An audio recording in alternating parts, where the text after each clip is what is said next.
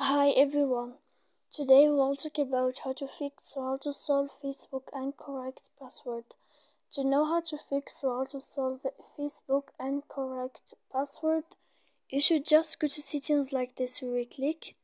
After that, in this page, we go to apps, default apps, app settings.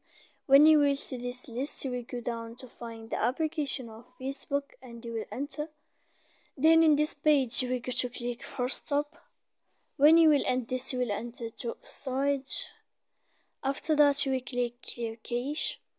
Then you will go to click clear data. And when you will end all this stuff here, as you see, you can update your application. So please don't forget to support us by like and subscribe. See you next time in another video. And thank you for your attention.